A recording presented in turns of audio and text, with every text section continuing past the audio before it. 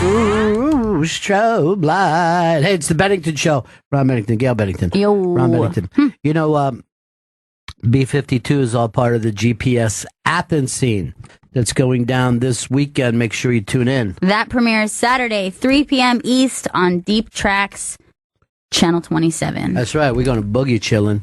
We're going to boogie chillin' all weekend long. GPS. This is one of my favorite ones we've ever done. It's you know what? It's art kid cool. That's what I'm calling it. It's a southern art kid cool. And I like the weirdos. You know that I do. Weirdos are great. Look, Vito's sitting in this room. That's how much we love the weirdos. You know, Vito put together a big show for us this weekend. Exec produced his Columbus Day. Salute to Italian American comedians. You want to hear the good news? Starts with Nick DiPaolo. That's 2:00 today, and then all weekend, Vito? Yeah, we're going to have replays all weekend long. Okay. See, he's exec producing. But that's not all. Chris Daly exec produced something too, baby.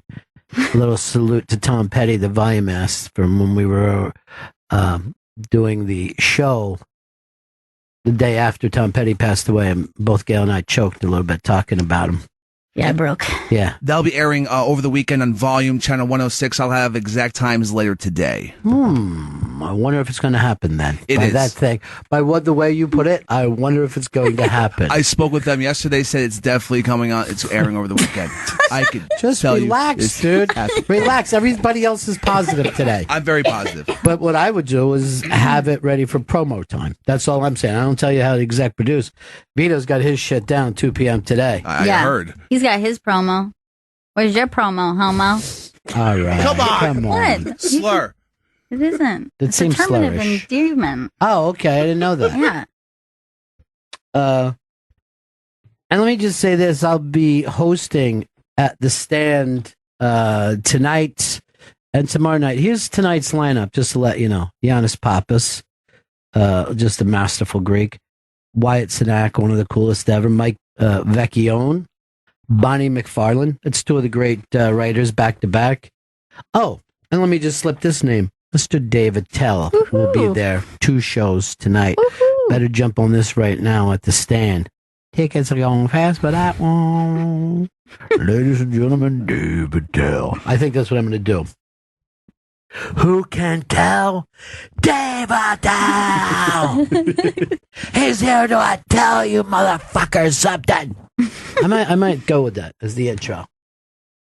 I gotta fucking cancel the show right now. That's the power I have from this MC position. Last night, I was down at the Stand for 2 Thursday night shows, up against the Yankees, up against Thursday Night Football. And our good friend Tim Dillon was on that. He had come up with a bit that he kind of just put a kernel out this week. And it was about the day after the shooting in Vegas. There would be all kinds of people going down there. Can I get a free breakfast or something? It was so noisy last night. No one was laughing. Except for me. I was laughing hysterically. And I think it's why, because they took it as, shooting too soon. But anybody who's ever been to casino hotels know that everyone's just trying to get something all the time. That's the bit. 2 drinks? This guy next to me farted. Can I get 2 drinks for that? And they were like, you just see them gripping onto their chairs. Bump stocks! We'd never heard the word bump stock before this week, and now it's fucking constant on the news. And the big thing is, maybe we'll get rid of bump stocks. You know, the Republicans are like, this bump stock. It isn't gun control at all. It's now bump stock control. Here's a fucking horrifying, scary thing. This dude had also bought 2 tickets overlooking Lollapalooza, 2 hotel rooms that overlooked Lollapalooza, and he was a no-show for that one. Are you serious? Yeah, was out yesterday. Wow. Is that fuck? So his point was just to find a crowd from a hotel. And we had talked about this, in Montreal, we always look down on 20, 30,000 people partying every night. And no one ever thought, what a dangerous thing to party so close to a hotel. Could be a bump stock up there. But now we're all going to have bump stocks in the back of our heads. Of course. It's absolutely, it's just, we said this, that, you know, it made people afraid to have their kids in school. It made people afraid to go to movies. That's the whole idea of terror. I got one thing that terrifies me: bump stocks. Nothing else. What is it about bump stocks? Bump stock baby. Vito, why weren't you over making Bump Stock Baby? It's a big fucking hit parody song going viral everywhere. Bump stock, baby, bump stock. Little bump stock baby. Bump, bump, bump on the stock, baby, bump, bump. How do you miss this, Vito? This is it writes itself. It's right there, dude. GPS Athens. I hope we'll have bump stock ready for that.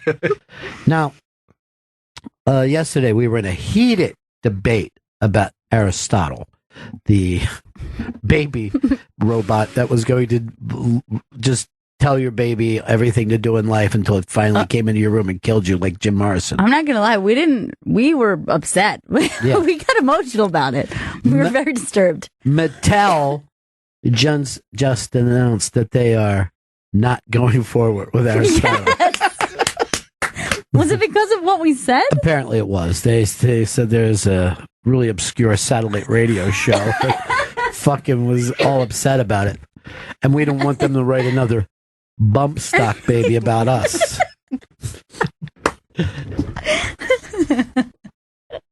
Boom, boom, boom on the floor. And baby bump stock. Anyway, coming up at 2:00, the Italian Americans that Vito has put together. You consider yourself an Italian American? I not only do I consider myself one, I legally am an Italian American. There's a legal precedent that you have to let people know. I have to go to everybody's door when I move into a neighborhood. Do you see this special as your own little Italian baby? Yeah, this is Your bambino. my Actually, I don't know Francesco. if that's Did you go home and tell your mom about it? Yeah. Like, I got a beautiful Italian. Make sure you listen at 2:00 today. It's something really nice you're going to like. It's like a little bit of mozzarella. Okay? Well, prosciutto. Yeah. You're not going to find an eggplant in the whole mix if you know what I'm saying. You know what I mean, Mom? Mom, this sauce is so good. This is all gabagool. Okay. This sauce is better than lunch sauce or even breakfast sauce. I'm sopping it up right now with some bread. Hey, Mom, Fonzie's on the TV. Hey! And let her know that you really came in with the most stereotypical Italian song of all time. Almost. Yeah. I mean, I only thing would have been if he just played. That was on the table. That was one. I would have went for that. I love that. That was an early draft.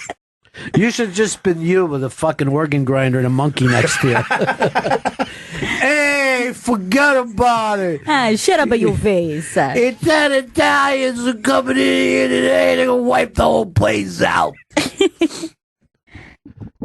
It was between the song I chose and Lazy Mary by Lou Monte, but I didn't know which. First of all, Gail's mom would have gone crazy for any Lou Monte. That whole side of the family, they loved their fucking Lou Monte. Nobody else knew who he was. And then, like, he thinks he's Lou Monte. Everybody's got to sing like he's the Lou Monte. And I'm like, what the fuck are they talking about? Lou Monte. Little Peppino. Not enough sauce. Not enough homemade is. Gail's great-grandmother.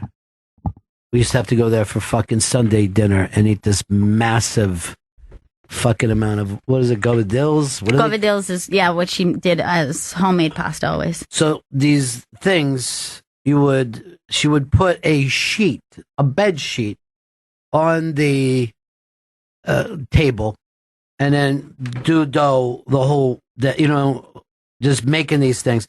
And they were literally like eating fucking sinkers. If any of you guys have ever fished before, the thing that would hold, each one was that much, right?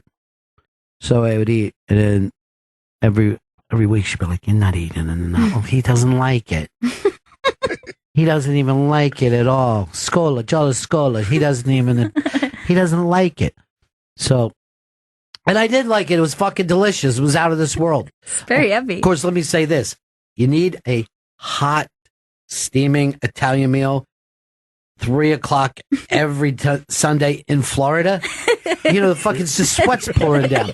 You're just like, like something nice, a little light and cool. You know what I mean? Because that's the one that she made homemade. She would actually make the pasta homemade. My whole life, I would always say, they made a lot of dishes, but like govadils was like the most. Everyone would always be like, "Oh, I've never even heard of that pasta." It wasn't until many years later I found out it's called cavatelli. That's like when they switch the G sounds to like gabagool is like capicola. I don't know any of this. Capicola is the name of this meat, and that's how they would say it in Italy. So it's cavatelli. Yeah, is how you would probably a better way to pronounce it, but it's just with the accent and then that bastardization of Italian govadils. Yeah, somehow. So every week I didn't eat enough. Every week I didn't eat enough. So finally I'm gonna fucking get her. I'm gonna just show that I can eat like a maniac. And I go into training so I could go in and destroy on a Sunday. And I eat fucking plate after plate after plate. More than I've ever eaten in my life. I feel like I'm sick. I go in there, give me another plate. Would you please? It's so delicious. Please, another plate. And when I finished it, she goes like this. He doesn't even barely eat. He doesn't even care. I don't think he likes it. And I go, okay, now I get it. There's no fucking pleasing. That's just the way the meal ends. By attacking my appetite. I get it now. We're all on the same page. I can't win this game. And then they would tell you half stories because they couldn't finish the rest, because something bad happened. But anyway, the rest of it, that's no one's business. Then why set it up? Why set up the whole story? Just tell me the res. Yeah. That's not even her child. You would always hear, he's not the real father, but I don't want to. What? Let's finish a story around here. No matter how much I eat, I want the end of the story. So anyway, we've got a lot going on. Bennington Show red hot, ladies and gentlemen. 3 different specials running all weekends. Every place you go, 3 different stations. Special. Which one are you most excited about? GPS, Athens, Georgia. Vito, what are you most excited about? The Italian-American special. Oh, that's a surprise for Columbus Day, right? Yes. Okay, good. And Chris, what are you most excited about? I want to listen to Tom Petty. Is that even happening? Yes, it is. Okay. Yours is the only one without a time, though. Like, all of ours is definitely happening. Definitely happening.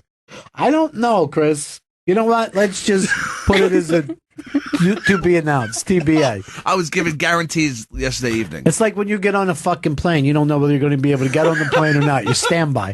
You got a standby special. This special's getting on the plane. Well, look. And then I'm doing an unmasked today. And then 2 shows tonight. What? David Tell's there? Great. That sounds great.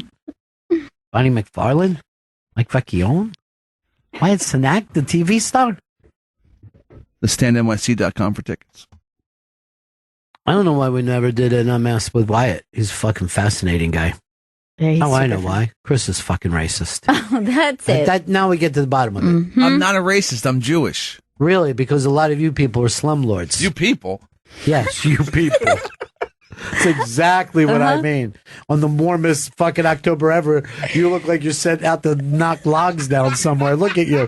What's with the lumberjack shirt? I like this shirt. I think it fits me well and it looks good. It's your winter shirt, right? Yes, it is a winter shirt, yes. And what's today going to be, 80? Yeah, it's going to be 85. 85? Yeah, it's hot as fuck out there. You didn't come to the meeting today. You missed it. You missed the one Vito meeting. took over for you. It ran it perfectly, by the way, Vito. And then he did something I found very nice. What's that? He let me hold the door at the elevator. He did not disrespectful. See, Chris will not walk out of the elevator if I hold it for him. That's because he's just a weird guy. Okay. I didn't know that. I'm Also, it's manners. It's called manners. If you want to see the shirt Chris is wearing today, just Google Chris Stanley because it just comes up as the first result on Google. This is my birthday shirt. How many years ago? 4. Wow. Have you lost weight since then? Look at you. I forgot that hat. How come you never wear that? I don't know where that hat is. We might have lost it in the move. That was my drinking hat. Let me see the hair in that 30th birthday. It's quite long. Yeah, but that's not even him in his longest. Yeah, that's not his beautiful locks days. So that's a 4-year freak, that fucking shirt, huh? Oh, yeah. It's been around for a while. I'm surprised it's still unstained. Gabadil. I'm going to read off some of these wonderful news things. Trump wants to send us back to the moon, and a lot of people are upset because they wanted to go to Mars. Yes. I mean, I will admit, I would like someone to go somewhere. I think it would be exciting for all of us. But the moon's going to be boring for me. I've fucking seen it. You've seen it. You know? But everybody's been pushing and hoping for Mars. I know that was kind of the pet project of the Obama administration, was like, let's set this in motion for the future. Let me help you with this stuff. If you have a movie that you love, right? Mm-hmm. You want to see a sequel or a reboot? Sequel or reboot? Because I think that fucking first moon thing was cast perfectly. You know what I mean? Oh, yeah. You're not going to get a better cast. That's for sure. But the Mars, I mean, everybody wants to go to Mars. Come on. The problem is these things take time, and every administration flips the script. But I don't even think this is NASA going to the moon. This is going to be the White House making deals with some, I don't know what it's going to be, Elon Musk or who it's going to be, but Maybe somebody Amazon. like that. Could be Amazon. I don't know. Are we going to celebrate if Amazon goes to the moon? That'd be strange. Fucking Jeff Bezos. I just won't feel like I'm a part of it. One Maybe if I was small step for man, one giant leap for home delivery. I mean, I guess I do have Prime, so maybe I am kind of part of it. I'm definitely part of it. We're in on it. Look, I hope they send Bosch to the moon. I would fucking love that. And if there's some kind of a crime, he'll solve it. I'll tell you, that fucking Bosch, I mean, he's a lone wolf. Don't get me wrong. I mean, he's hard to get along with. But he's going to solve that fucking crime. Tiny little thing, too. That's what I like about him. He is. Looks like a little second baseman. And loves jazz. Yeah. He Really does, loves man. jazz. He fucking loves to reference jazz. it. Last night at the stand, I was going for coolest job in the room. I had fireman or jazz saxophone player, right? And then I said to the girls, without even looking at either these two fellas, who would you be with? Who would you swipe for? They all picked what, Chris? I'm not sure. What? First of all, let's leave it there. We don't move on. Dude, that's so weird. Why would you say that? He's just asking That's my you. favorite answer you've ever given. Why did you say that? I've got a lot going on. I missed the choices. No, don't say that. Now you fucking stepped on the joke, you idiot. Just the fact that you couldn't fucking make it up. It was so funny because it was just like, yeah, that's the point of this game. Anytime somebody says that, I'm not sure is perfect. Oh. And then you went and stepped on it, but like, I'm not paying attention. Well, there's been some problems with Chris Stanley. Brian in Oakland. Yeah, I don't want to come off like a narc or anything. Yeah. But why is Chris sleeping in the studio? What? Nick DiPaolo has to rouse him out of the studio before he hosts his show. Oh my no. God. All right, look. No, there isn't any No, let me just say this, Brian. Yes, you're a narc, and yes, you're going to the pretty good prize closet for it, okay? Yeah. Because, like Stalin, I will give prizes to rats. That's a fucking embarrassment. That's so embarrassing. It was very embarrassing. Okay, look, I ate a heavy meal, and What did you eat? I had I ate a Five Guys burger, and they don't have shakes at that Five Guys. Why wouldn't you call ahead? It's only down the block. I figured I'd take There's a a walk. couple in the fucking city. That's the closest one. There's one that's like another 2 blocks that way. Oh, really? Yeah. I had That's no the only one. idea. I don't go to that. That one down there looks a little grubby to me. It's a half-assed Five It Guys. is a little bit gross. There's not enough room for fucking for a shake machine in there. No, there isn't. So it was 6:30. I just sat on the couch and I laid down. And I set my alarm for 20 minutes, And then around 6:45, Nick came in and yelled, "What are you, a squatter?" See, this is the difference between me and Nick. If somebody was fucking sleeping on the couch, I'd do the show quietly. You know what I mean? I would be just like, hey, everybody, there's a guy sleeping on the couch, so I got to keep it down today. But Nick right away wants to run your fucking lazy ass away. Good for him. God. Nick has a prize coming his way if he'd like one. I'll let him know. Let him know tonight. That's embarrassing to our show. I know, it's very embarrassing. And I've seen you sleep. You're disgusting when you sleep. I had my shoes off. No, you didn't. You took the shoes off? Yes. And you're on this couch here? That couch over there, yeah. You know what? Where our guests sit? Sometimes. The reps sit. Look, let me just say this to you. Okay. When you're fucking sleepy, get on that train, go to your house, and that fucking bare mattress that you have laying in the middle of the room all by itself in the living room. Yeah. Lay on that. Put your face down against the cigarette burns and fucking jizz splooges and just get yourself in there. You embarrassed the show. I never want to embarrass the show. Hold on, I'm texting Don. Why? Just how long must this go on? Send. Oh, Jesus. You could just say there's a draft. He sent it. Oh, I don't know where the drafts go.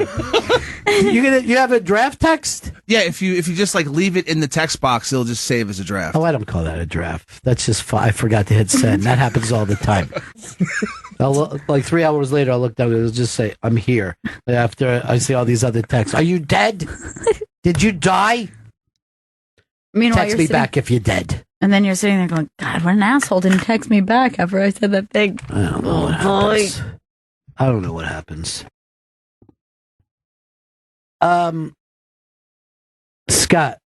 Scott in Tennessee. Chris is the most dedicated employee you have. The man sleeps, eats, lives, and breathes your show. Unfortunately, that is true. This is unfortunate. Because this is you giving 100%. This is the quality of work, I guess. This is you give it like it was boot camp. That's how you treat this job, and it couldn't be sloppier or more embarrassing to us. I want you guys to be proud of me. Oh God! And I want to make other people proud too. I'm not sure. You're fucking seriously. You're dressed like you should be drinking hot apple cider, and it's hot as hell. I never like check the temperature before I leave my home. Do you prefer that to the dad shirt though? Do you prefer lumberjack to dad? Well, I will say this. At least he looks like he's ready for construction. If he had a hard hat, he would look like a hardworking man. Yeah. But the sad thing is, whatever he's dressed for looks inappropriate. I mean, no matter what. He could be in a tux and it wouldn't matter. I don't do well. You know why? Because you sleep in your clothes. Yes, that happens more often than I would like to say. You sleep in your street clothes. I've never seen a sepia toned shirt. Holy shit. Vito fucking owns you. He doesn't own shit, all right? Because I got this Tom Petty. You're right. He does. Coming on volume. Channel 106 this weekend. Just don't even bother. Plus, it's just a replay of what we did the other day. It's great, though. How? It's a great hour of radio. Oh, God. Chris. It is. Did you cut out anytime it sounds like I'm crying? I left the emotion out. What? It's embarrassing, Chris. He just drops in a clip that says, "Oh, pussy." Did you see that there's some street artist that's fucking clowning Jimmy Kimmel by putting up him sobbing? Yes, I saw that this morning. Putting up stuff of him, Cry Baby, the Estrogen Hour with Jimmy Kimmel. Because this Jimmy Kimmel is so weak that he cried that 50-some people were murdered in his hometown. What a weak person. Keep going through these pictures. There's a couple more. There's at least one more where they have him looking like Crybaby Walker from the movie Crybaby. And he's putting it up. I don't know how he gets to put it up on places where normally advertisements go, but there's a picture of it. See that bench, that bus bench? And then Jimmy Kimmel is sitting on that bench next to it and just giving him the finger, which is really fucking funny. Man boobs and estrogen. That's what it says there. There it is. That's funny as shit. That's awesome. Now, men are not permitted to cry. That's something that we learned when we were little kids. And that's one thing that hasn't changed today. If someone cries. Remember when that dude used to cry on TV on Fox? And everybody thought he was a lunatic? Not Bill O'Reilly, No. but... Glenn Beck? Yeah, yes, Glenn Beck. So when he cried, people used to go, what the fuck? Are they nuts over there at Fox? But since then, a lot of people cry on TV now. Yeah. A lot of fucking people. Glenn Beck was kind of like the early rockabilly of crying on TV. This is a very weird stance, though, because the thing that we're either referencing one of two things. One, 59 people dying in his hometown and hundreds other injured, and him crying about it. Or when he shared a story about his son almost dying from a medical issue, and then wanting to make sure that healthcare is available to children. Okay, your baby had open heart surgery. Now you're going to cry about it? Yes, it's very sad and scary. It's nothing. You're a man. Butch up. Butch the fuck up. Vito, were you an easy crier when you were a kid? I'm still an easy crier. I cried watching the Jimmy Kimmel crying thing. I always say this. If I'm in a meeting and someone starts to cry, I always come up with, meeting over. You know what I mean? That's Just good. to make it fun and make the crier. And the crier will stop crying immediately and start yelling. That's what's great about it. And that's an emotion we're all comfortable with. Yeah, Anger? I can put up with anybody screaming. But crying? There's no crying in meetings. And scene. Holy shit, did I nail that? That was really good. Oh, I'm the next Tom Hanks. Did Tom Hanks ever cry in a movie? Probably not. If they did, they'd probably use those little squirts. But, you know, everybody acted like James Dean was 2 of his 3 movies. He cried like a fucking baby in. He did, yeah. Like a big sob, too. Oh, I started crying too when he was screaming, I got the bullets. I got the bullet. I got the bullets. And I'm fucking just sobbing on Sal Minio's dead. He's so gay and so dead. Why'd you kill the puppies, Plato? He didn't know. Plato didn't know. We're like a family here. Me, you, and Natalie Wood. She's like the mom. You're my daddy, Jimmy. And I'm just little Sal Minio, the fucking cute streetwalker who somehow got a fantastic career out of it. Was he a streetwalker? Yeah. I didn't know that. Mm-hmm. Back when that was a big thing. You know what I mean? Back when that was a big fucking thing. Guy couldn't go out on the streets and sell his cock. Huh? You know, fucking 50s. Now everybody's free to sell their penis wherever they want. Now, we did a thing on Cam Newton. 2 out of 3 people found it. 2 out of 3 women found it offensive. Cam apologized yesterday, and everybody's like, "Okay, good enough. You apologized." But here's the thing: is a forced apology even an apology? Yeah, this comes up constantly in this day and age where somebody says something offensive, tweets something offensive. They've got to come forward, apologize. We all know that it's pretty forced. I mean, I guess sometimes you can tell that they're pretty upset that they're being looked at this way. You know, you could see that they're like, man, I wish I hadn't said this thing because now I'm dealing with a lot. Right. But is it really sinking in? That's not the same. No. I mean, it's like when you're a kid, you know, and you started a fire and then you have to say you apologize for it, you know? But you did start the fucking fire. You thought it was a great idea. What you don't like is getting hit or being made to stay inside all the time where, you know, there's no fires at all. Or like 2 kids who are just got done fighting and just forcing them together. Hug each other. Say you love each other. When Big J did that thing on Conan where he said that he had to apologize in front of the whole school for acting like he bagged a chick. That fucking made me laugh like a little kid. Really, really funny. And he said, as most of you figured out when I said it, no, I did not sleep with her. And he said he got a major laugh for that. But the fact that his grandma went out and bought him a suit for the big apology. It's so fucking funny. All right, there is a piece on the iBank today that I may consider the greatest viral video of all time. This is at some terrible concert. I don't know what it is, but a woman is she's enjoying the day, but not so much the music. And she goes out to have her ass eaten. And it's really fun. All right, so there she is. Okay. Turn up volume 2, would you, Vita?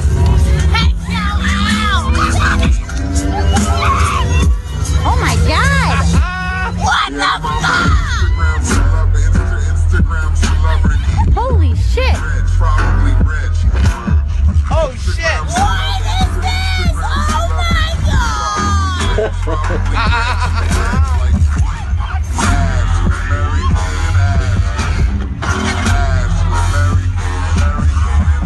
Then she gives them both a slap like it's their fault. Whoa. Back for some more ass to be eaten. This is so intense. She is getting her ass eaten in public.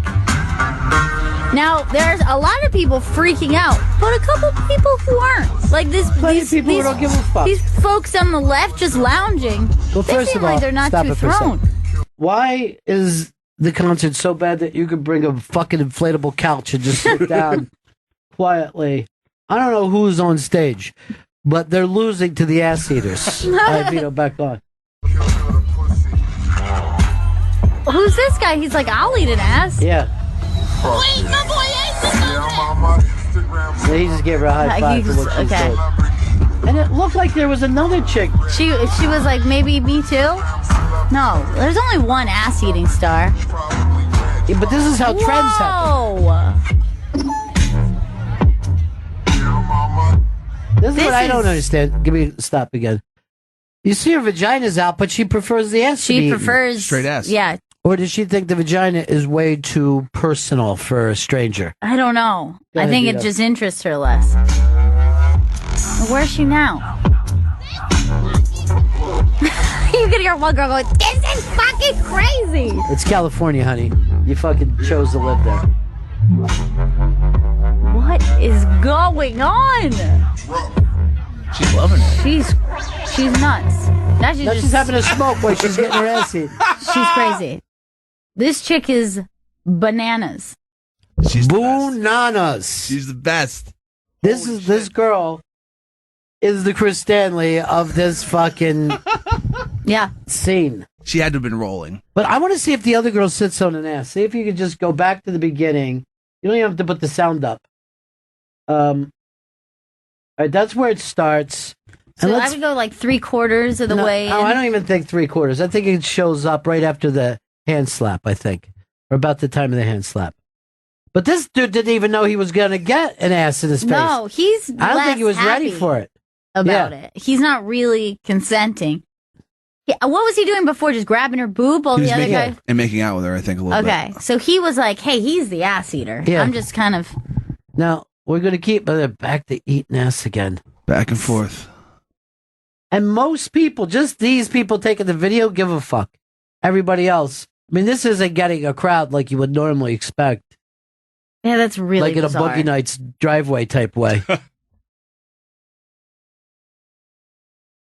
And there's the dude who's coming over just to say, Give a high five. And she really doesn't even want a lot of accolades for it. Okay, Now, watch so- this. Is she going for... No, she's she's just dancing. She just happens to be twerking. Because that would be the ass to eat, to be Yeah. totally honest with you. I'm not so interested in what's going on. Oh, then she looks like she made it rain on him. Oh my God. She's slapping her vagina? Yeah, it kind of looks like she gave it a... I thought she was tap. making it rain. I thought she had some ones and was like, thanks for eating my ass, bitch. She really... She gives him a slap. I mean, did she just meet these guys or what's up? There's no backstory to this. I mean, you're getting all the information that's out there. This And is then not a doc. Her sitting on his chest and then lighting a cigarette. That's the best part. This would have been great if this was playing at the time. I'm hungry, so hungry, I don't mind eating ass from every sweat hog in his field, 'cause I'm hungry. You know, not only is it in public, but it looks like a hot, dusty environment. Yeah, it looks for like that California. for that kind of behavior. Like it just seems like a little too sweaty. And she drops that fucking cigarette and the whole thing goes up in fucking flames. The EDM concerts are like that. Like the festivals, it's very, very sexual in nature. Yeah, because But everyone's ass mollied eating? up. Ass eating's the most I've ever seen. Like the most I ever experienced when I went was one time a girl went on my shoulders and then Pissed? pleasured herself against my neck. I felt her What? like going like that against my neck, and then she got off, and then the back of my neck was soaking wet. Dude, when we did Ron and Ron tape, a girl did that and everybody was cheering and she fucking, was all excited. And then we put that tape out and she sued us and we had to fucking pay her. We had to You're the settle. We didn't lose in court. But our lawyer goes, "Oh man, you guys are going to lose in court." We're like, "Why?" Because she was born again and stuff. And I don't see, like, you guys are like fucking dirtballs and she's born again.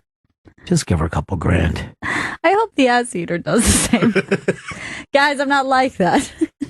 This, I was put out there in a way. Do you know whose fucking face she's sitting on too? That's Harvey Weinstein. Oh, right my there. That's God. Harvey Weinstein. That's how Harvey Weinstein is with his ball sack. Everybody's bringing up Harvey Weinstein and 30 years of sexual, whatever, misconduct. And people are bringing it up to me. I'm like, well, he did make a lot of great movies. You know what I mean? True. Like a lot of great movies. Miramax, Jesus. I know. They were the rock stars. Yeah. Now he's still in New York Times for $50 million Yeah. for reporting it. Don't you dare tell the truth about me. He did have a good point. He goes, "Look, I'm a child of the 60s and 70s. We're going to fucking tell you. We came up like scumbags. It's hard to catch up with the new ways of being. But you pay out that many times, you're like, I got to fucking change a little bit, I'm giving $100,000 here, $100,000 here. It starts to add up. So it's several people who have come forward about this. Yeah. A couple of them actresses, major Big actresses. stars. Yes. Two of them are really big stars. Yes. Ashley Judd is one. And then Rose McGowan, which I don't know the details of what happened with Rose McGowan, but I heard a little bit about the Ashley Judd incident. There's a lot of women writing in that they want to masturbate on Vito's neck. This is great, Vito. This could be really good for me. He was looking up. Basically, the only part of his body. Hey, Dan, Indianapolis. Yep. What do you say, buddy? Hey, sir. So I just heard it. I think that I got your movie for Tom Hanks. I think it's Big at the end, where he's like realizing he wants Not to even get a kid again. not even in the end, but Playing when this he's in little the, stupid no, video game. Here's the fucking thing, dude. This is where it matters. It's when he's all grown up as Tom Hanks, but he's still a little boy. And then Yes. he's in New York City and he hears the gunshots and he just sits there and cries. That's a fucking heartbreaking scene. So sad. Even though you didn't nail it completely, pretty good prize closet. Pretty Thank you good very prize much. closet for you. That fucking scene was sad as shit. It terrified me as a little kid. It should have, because that's It's so scary. like, you're like, what if I turn into Tom Hanks and I got to go to Times Square and get a fucking hotel room? Now that same room is going for $700 a night. I mean, that kid had to stay in the deuce. Like, that's no place for a child. No, he was. He was like a little deucey, little deuce coop. They called him. You don't know what he got. No, you don't know what he got. No one does, really. Man, how did we fucking give out a prize that fest, Chris? How's that happen? The guy had some good information. No, what I'm saying, he's gone now. That quickly, I said we don't do anything fest. No, we take the phone number we call afterwards, so we don't okay. climb Dilly up the phone dally. lines. You don't dilly dally. I don't like dilly dallying. Yeah, that's why you grabbed that pizza the other day. He's like, but his answer was, I don't know, Ron. He came up with a pretty good answer. He's already admitted he's not paying attention. 44 minutes into the show. Yeah, it's weird. You're acting like a listener where you catch every third word. Like, I don't know what they were talking about. Some shit deuces or something? Some ass-eating deuce was on TV? I think I someone don't dropped know. a deuce while they were getting their ass Oh, eaten. God. That's the fucking biggest faux pas in history, Chris. Don't do it again. Even do a Costa Rican. I'm gonna stay clean, Ron. Well, back in his Tinder days, he used to beg him to fucking shit on his chest. Really? That was your thing? I didn't get a lot of takers, but I did beg. Look, if you need it, Vito's here right now. Oh, no. Why would that matter? I don't mind eating ass. I'm gonna be a fuck. That's 2 great parody songs today, Vito, that you missed. Both of them. You should add like 7 parody songs today. I gotta get my production team better. Okay, I didn't know you had a team. Are you your own team? I'm my own team, but then I got some people out here that are a part of my production squad. Got Joe Lopez in the VO department. That's my go-to guy. Yeah, he's doing your word. Yeah. You know? That's it. Fucking Vito's word is Bond. We should just start to call you Bond. Oh, that'd be cool. Hey, Sean, what's up, buddy? Hey, I'm surprised you don't remember Tom Hanks cried in your hometown of Philadelphia. What's he crying about there? Because he had AIDS? Yeah, he was crying to Denzel Washington. All right. Chris, you're costing me a lot of fucking prizes here. Pretty good prize closet. Yeah. No, this isn't good. Oh, boo. Boo, no prizes. Boo. Let's just say this. Next prize is going to be get to masturbate on the back of Vito's fucking neck. Oh, no. I thought Yeah. it was going to be against Chris, so I got excited. No. Yeah, I bet you did. I bet you masturbated on your own back of your own neck before. I've never masturbated on the back. I don't even know how I would do that. Hey, Vito, 2 o'clock is coming. It's going to be your time. Italian American comedy. Make it all nice, okay? Do nice. Do nice. Manasha Kisa Sora Jill. I don't know what that means. I think it means, God damn that little mouse. My grandmother used to say it when she would drop something. But that was a little mouse that did it? Yeah, so you would blame the little mouse. Nick DiPaolo, Ray Romano, Tom Papa, Pete Corelli, Tammy Pescatelli, Adam Ferrara. This one was pulled. Still on there, Vito. You got to be careful. Eddie Pepitone, Lisa Lampanelli, Paul Verzi, Sebastian Maniscalco. Here's what we did. We pulled one person because we said to ourselves, yeah, it's an Italian last name, but does he act Italian? No. Does he understand how to be Italian? He was acting too white. Hey, Fred, Scranton, PA. Yeah, Tom Hanks cried in Money Pit. What the? When he got the stairs. When he found out he had new stairs. That's fucking crybabies costing me prize after prize, Fred. And where are you, in Scranton? Yeah. I don't know if everybody knows this, but it started in Scranton a long time ago. The Pennsylvania Polka. Go ahead into the pretty good prize closet, my friend. Yeah. Dave, in New Jersey. Hey, Wilson, Tom Hanks cried when Wilson floated away in Castaway, too. Fuck? Shit! Wilson! Pretty good prize closet. This is destroying me, Chris. I had no idea he cried so much. Just give out Groupon passes. This is too much. Do they have to jerk off on my neck? Oh my God, Vito, language. Let's Disgusting. Does your neck ever get satisfied? Insatiable.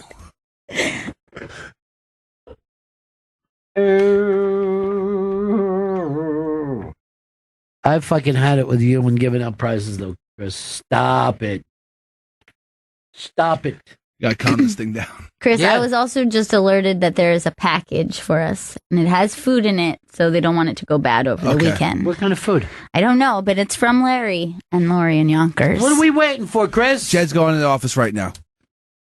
Is it in our office? It could be. If it isn't, then we're gonna go to the mailroom. Nothing ever comes in here. Admit that. There's a goddamn goalie up there. Vito sent in goalie.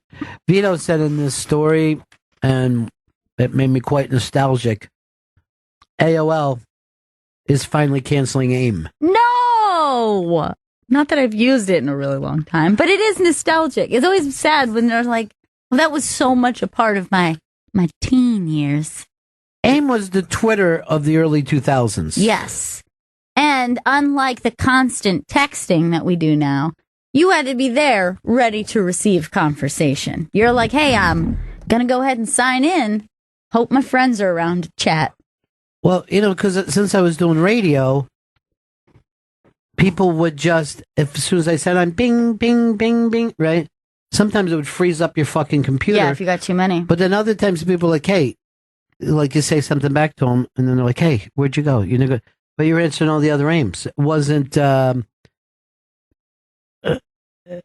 something that you could do well.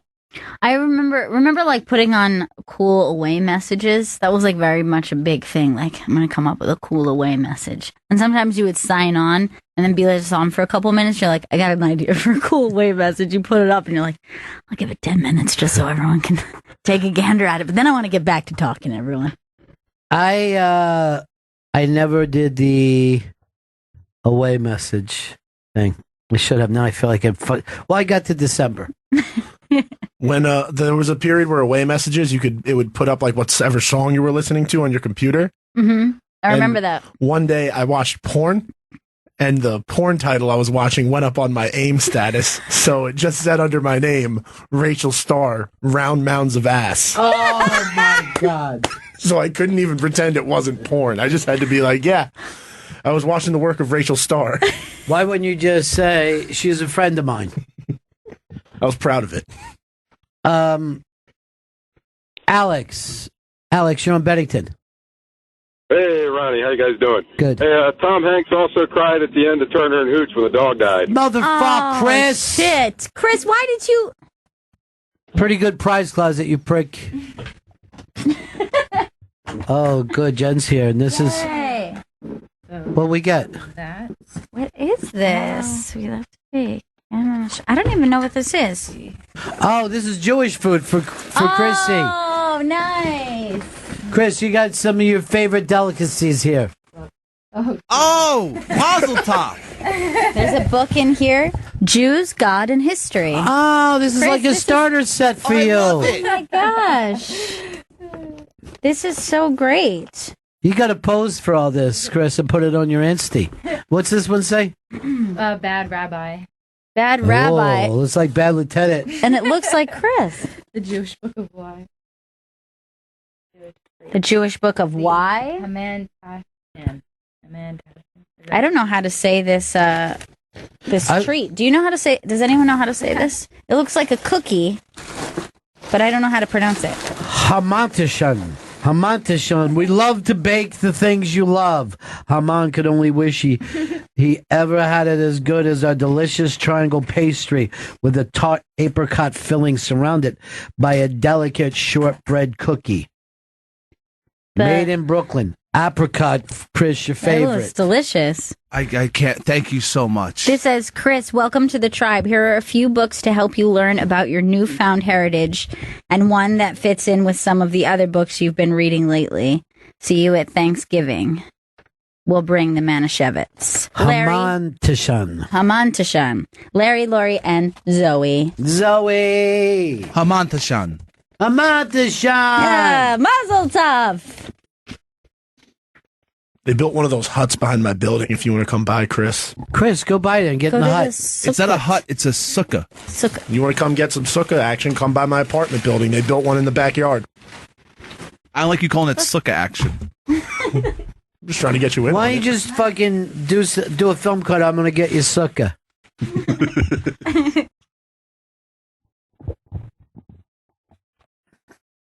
Chris, this is really nice. Nice to see that he has some family. You know what I mean? Yeah. He's got a people now. Hey, Woody in Mass. Yeah, good Yontif, Stanley. And, good Yontis. You know, a sweet, happy Shana Tova to you, man. Welcome. Shalom. So listen, this Tom Hanks thing's really kind of blowing up in your face because, you know, in Green Mile, he was crying trying to pass a kidney stone, I think. Now, is that a real cry? That's the cry of pain. That's a legit cry. There's got to be emotion. I would fight that. I would I don't actually. know. There's a lot. That's a tearjerker of a movie. There's but he didn't. Amount of crying. He didn't cry when the big guy died, right? Did he jerk any tears? I'm putting the kibosh on this Green Mile thing. You know what? I mean, there was a sequence of him trying to pass that, and he was crying, not yelping or. No, that was tears. There were tears. All right, let me go to the judges. Pretty Good Prize Closet. Yeah! God damn it, Chris. God damn it to hell. Chris, you really screwed us with this. This is the worst. The worst thing I've ever been in. Kim in Philly. Hey. Hey. All right, so I just watched Captain Phillips last night with the Somali pirates, and he crossed at the end of it. Oh, he does. He cries on the fucking floor. Chris! Pretty Good Prize Closet! Shit. It's pretty... This is a fucking nightmare. This is a goddamn nightmare. Sharon in Texas. Hi. Yeah. Tom Hanks cried in Private Ryan. What? When he got shot? Saving Private Ryan. Yeah, but what made him cry? Let's think about Tom Hanks. Did he ever not cry, this motherfucker? Yeah, that's what we should have said. He's never not crying. He's running the Jimmy Kimmel story. Pretty Good Prize Closet, Chris. I never thought this could happen. Oh, no. You didn't. Did you, fucking Trump cuck? You never saw this coming. I'm on the shine right now. I'm on the shine. I'm on the shine. It's apricot in a little shortbread cookie. I'm on the shine. I'm on the shine. It's apricot in a little shortbread cookie. I'm on the shine. I'm on the shine. These people, when they are fucking so excited about things, they yell out Hamada Shah. Hamada Shah. Hamada Shah. Hamada Shah.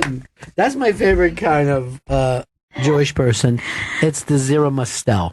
Yeah. Zero Mustel, when I was a little kid, I had a love for him. After seeing The Producers, I'm like, this is my fucking guy. This is how I want to live my life. And then I saw a funny thing happen on the way to the forum, and I'm like, this is the greatest person who ever lived. And I would say to my dad, "And is there a Mustel movies coming out?" And he's like, "What are you talking about? We're watching cowboy movies on TV. That's what we do." And then I would just go to my room, and I would go, "I'm on the shine. I'm on the shine. It's apricot in a shortbread cookie. I'm on the shine. I'm on the shine." What's the movie where Woody Allen he works in a diner and everybody's getting on the blacklist, so Woody Allen's handing in their scripts and taking half the money, and Zero Mustel is in that movie and he plays a guy named Hecky, and it's as good as anything that's ever been on a fucking screen in history. He's amazing in it. The front? The front. Thank you. Go to the Pretty Good Prize Closet. I think he cried in it too. The front. Woody Allen just acted in it. He didn't write it, didn't direct it, and it's a fucking amazing movie. Amazing. I'm not sure if I've even seen it. The front. Do yourself a favor. Go back to your Amazon Prime and you just put in the front, okay? And if it comes up, buy. I don't care what it costs. Somebody sent me this thing for it's a rockumentary about Leonard Skinner, and I'm like, oh, this looks good. I go to the Amazon Prime, $13.99. Like, why so much more than everybody else? It's very expensive. I'm on the shine. I'm on the shine. Apricot and a little shortbread cookie. I'm on the shine. I'm on the shine.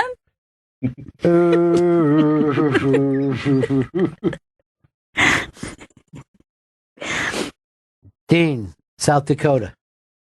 Hey, Tom Hanks cries in Joe versus the volcano after he's given his diagnosis. I think he also cries at when the he's- moon. Yeah, at the Yeah. moon. Chris, this is He a cries fucking at the side of the disaster. moon. A disaster. What's his diagnosis in that movie? He's got a brain cloud.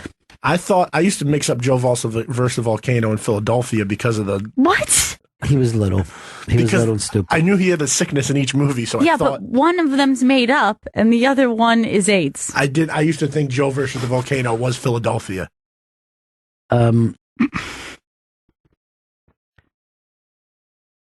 You were a confused young man. I mean, one is a dark comedy, the other is a straight drama about AIDS.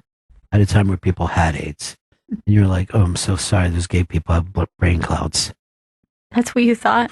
I just thought... The brain cloud epidemic? Because like Magic Johnson had a brain cloud. Because the word versus was in the title, I thought it was like a lawsuit, and I knew the Philadelphia movie was a courtroom thing. Just fucking pay attention. Instead Did you of trying to think figure that it was a case against Mr. Volcano? I guess that's what I would have thought since I thought it was a legal movie. You know, Joe versus the Volcano is one of his most despised movies. I don't know why. I love it. It's maybe my favorite. It's my favorite. It may be my favorite too. And that scene when he sees the moon and he like falls down on the raft and he's like, what does he say? Like, I never knew it was so big or something like that. It's, and he's praying to a God whose name he doesn't know. I mean, it's just fucking excellent. It's just weirdly great. Even when he's just shopping for stuff around New York, it's just amazing. And the drudgery of his shitty job in Jersey, that shitty Jersey job he has, or Staten Island, wherever it is. It's an amazing... Look, Tom Hanks, you cost me a lot of prizes today. Far too many. But to me, you'll always be my Amanda Shan. Amanda Shan. Amanda Shan, my friend. Amanda Shan. Am I pronouncing it right, Chris? Yes, you are, of course. Perfectly? Thank you. I feel like you're a little chosen right now. Not really. I'm going to tell you that, and I'll tell the same thing I said to the Nazis. Inami. Oh, no. Last night, a woman saluted me on stage. She just gave me a salute when I said something. Interesting. Yeah. So I was like, this could be our new thing, you know, but there's no more laughter, applause. We just salute each other. And then I was taking it further and further until finally it was the Nazi salute. I'm like, why does this feel so good? And all I heard was Billy Purcell in the back. We got to get him. That's good. But so loud he does it. I could never get the volume that he is able to do. That we got to invite him back in. I love him. Because he was just sitting. I go, you're going up? And he's like, no, I'm just sitting here watching. I'm like, I love the young comics. I know. You know what I mean? They want to be part of it. And I'm just the opposite. Like, I went to New York Comedy Club. You can't even get through the bar because of all the young comics. Just, you know what I mean? And I'm like, what a hassle everything is. My Uber. You know, and they're just there. They want to be there. And they were all planning on where they were going to go and eat and don't go to this place. It's too. And I'm just like, the love that they have for comedy, you know? And I have zero. Nothing. I'm dead inside. Wait a minute, I just thought of a new movie, Zombie Guts. It's a person they look, but they're dead inside. Oh. Zombie Guts. So the outside, they're fun. They seem to be functioning. They seem fine. They're doing great.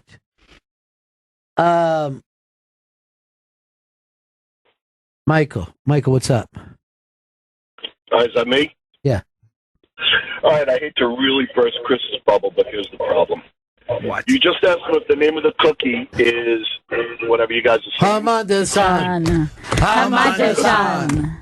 It's in the dot and a shortbread cookie. Hamada San. Hamada San. What is it, Michael? Homentashen. Homentashen. That's not a good musical name. Well, that's why. I'm sorry to burst your bubble. Michael, pretty good prize closet for you. Oh my God, Chris! And I got a Tom Hanks movie. Oh yeah, Captain Phillips. Yeah, well it's already there, but we're going to give it to you for the Hamandashan. Say the name of it again. Hamantashen. Hamantashen. And this is a well-known cookie. People love it. Oh yeah, you can find it all over the world. I didn't know that. No, yeah, of course. All right, thank you. Don't you kind of miss Hamantashen? I do. Amanda Shan. But you were so confident. He said to you, is this how you pronounce it? Yeah. You said yes. I've been a Jew for 3 days. Yes. No, you've been a Jew your whole life. No. Quite frankly, Chris, you're still not a Jew. You have to go to temple to get that done. Shit. All right, I want to find a temple in my neighborhood. Do you really want to do this? Because you were a terrible Catholic, and I've told you that. Really bad, yeah. You did not even know the Lord's Prayer. No, it was That's 101. Infants know the Lord's Prayer. How are we going to get you to read Hebrew? I feel like it shouldn't be too hard, right? I would love to get him bar mitzvah. I think it would be so fun. Throw a big bar mitzvah. Thanksgiving. I love a bar mitzvah. I love a bar mitzvah. Because you have to read from the Torah. Okay. You have to sing. Baruch Hashem. You're going to have to sing. Baruch Hashem, how lovely are your branches. Baruch Hashem. I think I got this. And the other stuff that you are is kind of gypsy too. Oh, very gypsy. And that's a fun culture. Yeah, that's really neat. I love the gypsies. I mean, I've always liked a gypsy caravan. It's a very me cool. too. It's the only people, gypsies and Van Morrison are the only people who use the word caravan. And they have it's like a bandana culture as well. They always have a cool bandana on. They do. You're right. And kind of early Madonna jewelry. Yeah. Which I like. I'm into the gypsy jewelry. I like bangles. I like a lot of necklaces, big earrings, headscarves. These are all good things. But here's the problem, because I had to deal with this. My family had to deal with this when I was younger, and it was hard. And I remember they would call us gypsies, tramps, and thieves. The people of the town, they'd call us gypsies, tramps, and thieves. But every night, the men would come around and lay their money down. Look at Vito. He's just on the ends of his chair going, I didn't even know that was your background. And it's rhymey. Which one were you, a gypsy, tramp, or thief? Mama Shan. It's a word that means just nothing. Mama Shan. Mama Shan. We got corrected. Now we cannot sing. Mama Shan. Mama Shan. At the joy that it brings to the listeners. Mama Shan. Mama Shan. Maybe I'll sing that Thanksgiving to everybody and see if, we don't have it. I'll just say it means lovely Thanksgiving.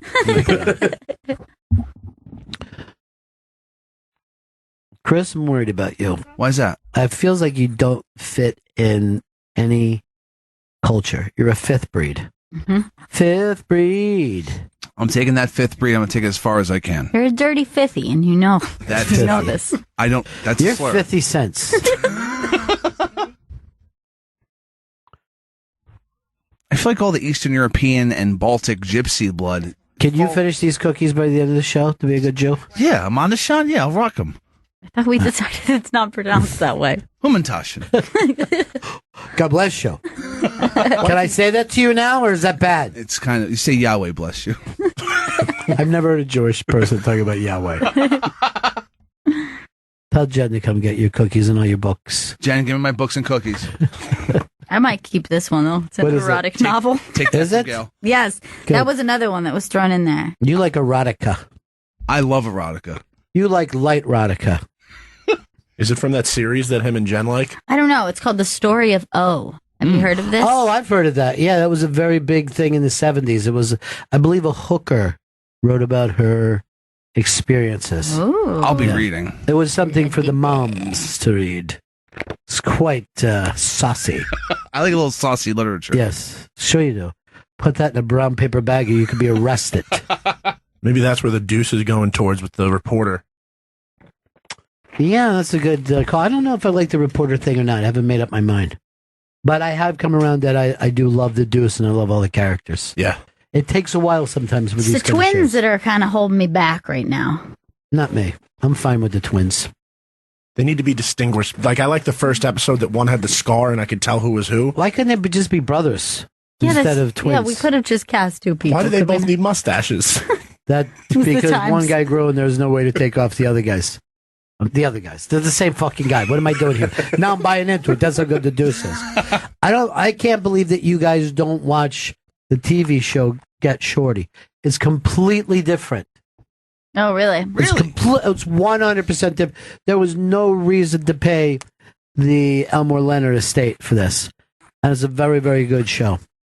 Now, last night I didn't get a chance to watch better things. At two sporting events, the Yankees getting fucking clipped. Where was the judge? Where was the judge?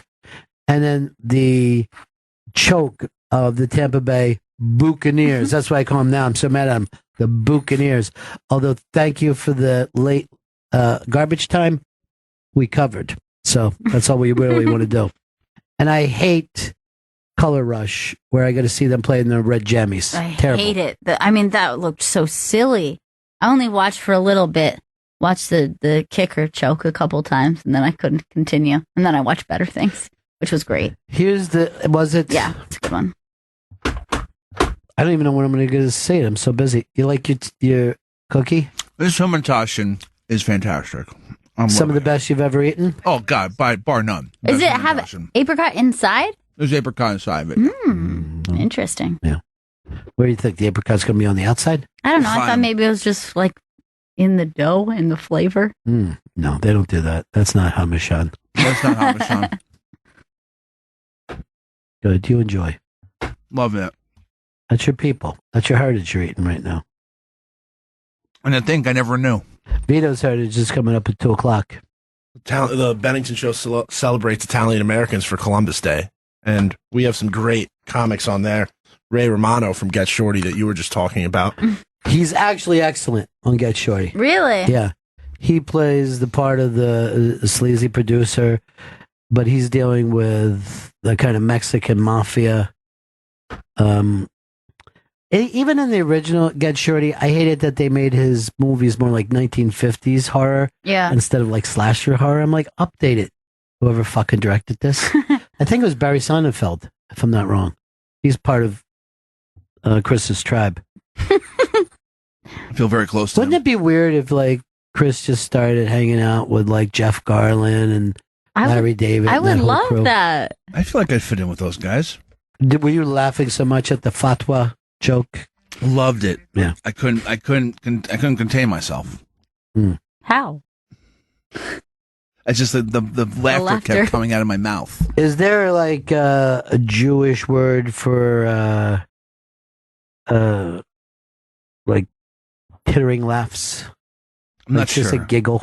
I'm still like Like a tee-hee kind of laugh? I'm still looking into Yiddish because it's only been a few days.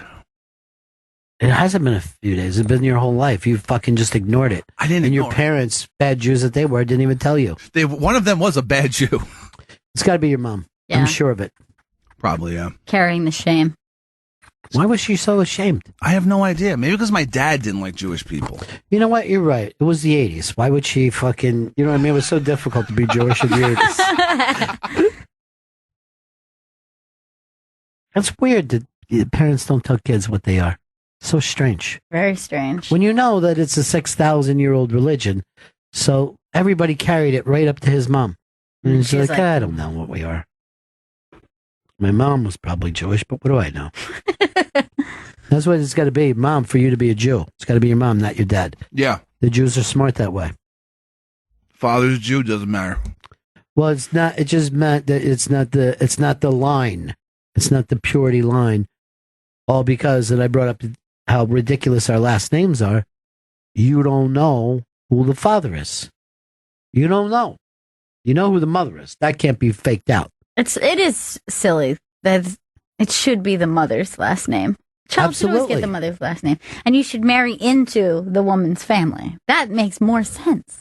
It's the way it actually feels in life. You marry into the woman's family. It's like if your mom's like, "You're going over there again for Christmas," you're like, "Mom, what? I don't want to put up with it." You know what I mean? But a woman is always like, "I gotta be with my familia." You know, I'm saying what you're saying. You know, familia. Is it important that you marry an Italian? Yeah, to my mom Leslie. Yeah, she's really stoked. And to you. To me too. For years I didn't think so, but then I look back at my dating history and I've only dated Italians, and it's only been serious with Italian women, so looks like it's going to end up that way. Who are the hot Italian women today? You know, all time there's remarkable Italian women, but if you were saying who's the hot Italian women today, Marissa Tomei. It's not exactly today, but yeah, Marissa Tomei is perfect. Like I'm thinking of names, but they're all older. Like I'm thinking like Isabella Rossellini. Yeah, perfect. Oh, the George Clooney's ex-girlfriend I always thought was like the wrestler. Elizabetta Who was the wrestler? Stacy Keibler. Yeah. I know that. I'm the wrestling guy.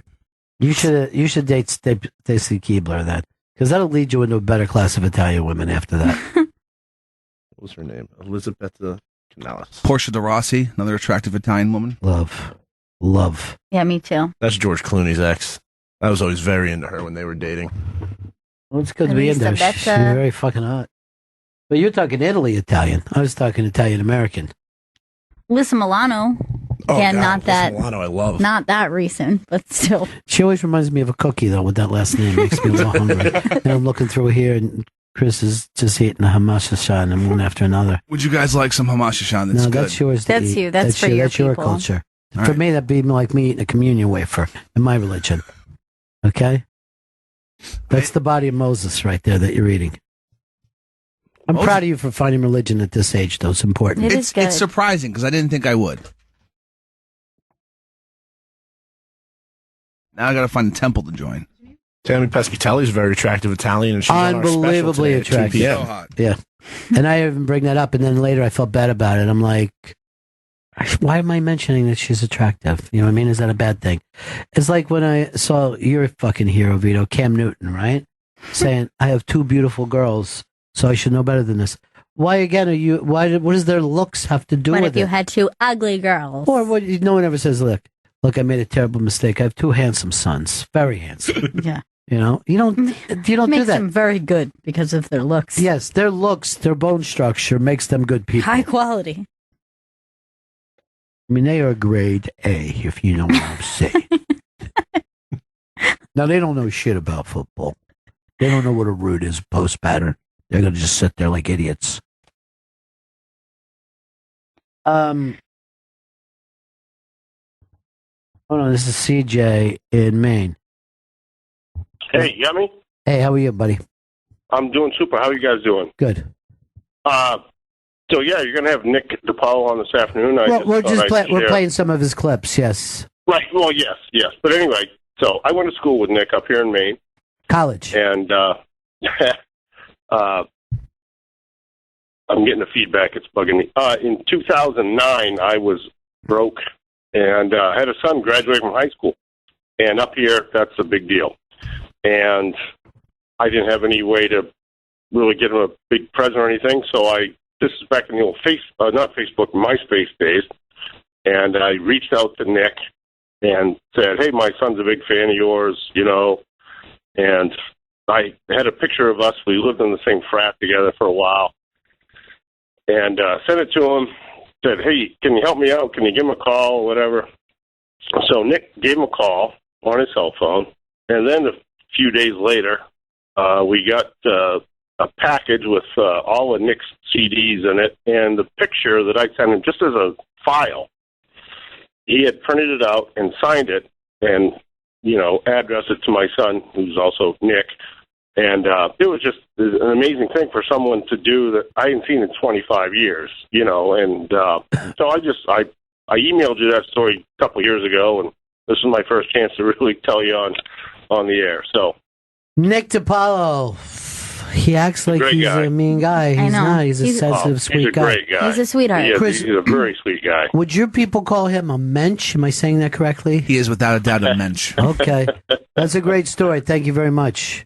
You're very welcome. Also, Voss is going to send you some stuff for your son, but he is going to charge you all 5 CDs. Yeah, and then he's going to be at That's all Magoo's right. this weekend. All right, thanks. Maybe if I get discount, that'd be great. Yeah. All right, you guys, you make my day every day. Thank you so much. Thanks. I'll hope to talk to you again later. All right. I wish I could do something for his son. I know. Like we haven't done anything for him. Nothing for that boy. Of course, I'm not in the frat in Maine. Sounds like a horrible thing to be in, huh? Look, you're in Maine and you're in a frat. There's no getting out of this. Coming up, November 11th, we're all buzzed about it. It's a big Thanksgiving show. We'll be playing that, Thanksgiving Day? Is that how we do that? Thanksgiving Day. And then the day after. And that Friday. Black Friday. Black Friday. Which is Black Thanksgiving, they call it. What is it? I'm just getting ready to give you guys some live reads. Well, first, can I talk to Hard Rock Johnny? Yeah. Very important to me that I talked to him about the Gobos. Johnny, is there going to be a Gobo? Yeah, there'll be several, I'm sure. Yeah.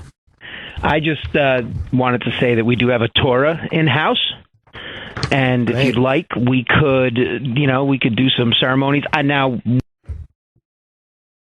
Did we lose him? Yeah, we lost Johnny. Oh, Johnny! damn it, Johnny! I wanted to hear about the Torah. And the ceremonies. I want to be a man in Yahweh's eyes. It says it a lot.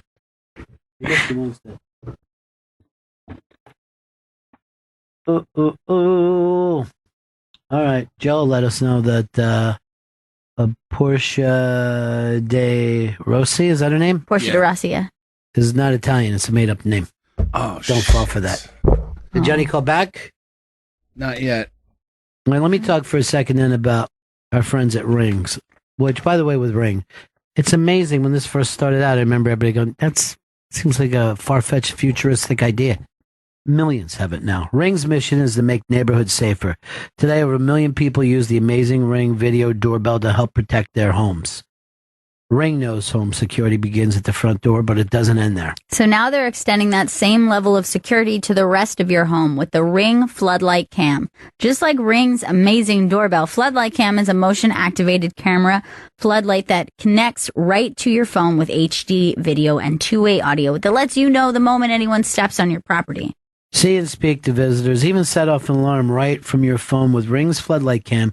When things go bump in the night, you'll immediately know what it is. Whether you're home or away, the Ring Floodlight Cam lets you keep an eye on your home from anywhere. Ring Floodlight offers the ultimate in home security with high visibility floodlights and a powerful HD camera that puts security in your hands. With Ring, you're always home. Save up to $150 off a Ring of Security kit when you go to ring.com/comedy. Ring.com/comedy. That's ring.com/comedy. We didn't get a Johnny call back? No, we did not. I tried giving him a call. It went to voicemail. Looks like he's furious over that. Oh, my God. I would not be surprised if the Thanksgiving show isn't canceled. This is really upsetting. Let me break. Mourn this. I guess, Chris, because you said Shaba over this. Was that what it's called? Sit Shiva. Shiva. Sit Shiva over it because it's done now. All because... damn mistake. Be right back, Bennington. It's the Bennington Show. 2 o'clock is Italian Americans Salute, Comedians Salute. This produced by our own Vito Calise. He did a very good job. Yeah, so excited though. He's got a nervous belly. He's down just dropping ass. Do you think that's what it is? He's just nervous? Yeah, I think it's upset his tummy because he was gassy in here. Yeah. Okay. So specific. Yeah. And then he says the word like tummy. Gassy. He says tummy and gassy. Yeah. Both I didn't want to hear. He got too much yummy in his tummy. Doesn't make sense, dude. Tonight I'm going to be at the Stand. 2 shows. Bonnie McFarlane's going to be there. Mike Vecchione, Wyatt Cenac, David Tell. I think there's one other act. So this is an unbelievable show. That's enough. It's unbelievable. It's like 4 specials. 4 specials are coming in. Jen, I love that jacket. GPS tomorrow. Make sure you're listening. It's going to be a great one. That's GPS Athens, Georgia. It premieres tomorrow, 3 p.m. East on Deep Tracks Channel 27. And a to be announced show for Volume that Chris did, which is just the first hour of our show the other day after Tom Petty died. We got Hard Rock Johnny back. Johnny. Are you okay? I'm here, Bennington. Johnny, I beg I don't know what happened before. I was very into my story. I kept on talking. Like, hello? Is that why you canceled Thanksgiving? Please, I implore you. I beg you on my hands and knees. We will never cancel Thanksgiving here, but we will be adding a few new things. I started to say we do have a Torah, but the more important thing is I've already hired a moil to cut Chris's foreskin off, so we need to have a bris. A nice bris for you, Chris. Get rid of some of that excess skin. Let me tell you something. It's unclean. You better tell that chode that he's got to be, that chode is a lot of work for anybody. I mean, the odd part about the bris is that the moil actually has to remove blood from the circumcision himself, and a lot of them use their mouth, which is really odd, but it happens. For you, Johnny, for an Italian, that's odd. For the Jewish people, it's very normal. I welcome that. Of course you do. Hold on, Chris is backing up. I hear. I think for some reason our fire alarm's going off here. Thank God it's not Thanksgiving night. Please, Johnny, don't let that thing burn down. I don't know another venue I can take it to. Please tell me our Gobo wasn't there. It seems to have stopped. Good. Sure. All right, I think we're safe. I don't think there's any fires, so we're good. Oh, now there's other beeps. But yeah, so we got gobos, we got moils, we got circumcisions. We got it all. It's like a fucking circus. All right, my friend. Benningtons, you have yourself a wonderful weekend. You too. Bye. You too. And stay tuned for the to be announced Tom Petty first hour of the Bennington Show. That's happening over the weekend on Volume Channel 106. You said you're going to have the info. I put in a call and an email. Vito, you feeling better now? I saw you stumble back. I usually go to the bathroom around like 10 minutes before the show, and today my whole bowel system got messed up because I came down with you guys. So it just hit me really bad 5 minutes ago. I'm sorry. You got to change your clock. You don't even go 10 minutes before a show. You know what I mean? What, are you so nervous you feel like you got to drop baggage? You got to... No, it's just like the way I eat. It just happens that every day, 10, 15 minutes before the show, that's when I usually go. Chris, aren't you the opposite? You can't poop before a show? I refuse to poop before a show. It's like a weird thing he has. Yeah. So I save it all up for after the show. I don't want to discuss the fucking Bobbsey twins and their ass fucking tunnels. I am doing a big unmask today, and I don't need to hear this kind of talk pre-show. That's disgusting. Post-show, fine. I'll sit and listen for hours. Understood. Thanks. It's that quickly. That's what I like about Chris Stanley. He just says, understood. What did he say to you when he said, what was it? I don't know? I'm not sure. I'm not sure. God, that was funny. I'm not sure.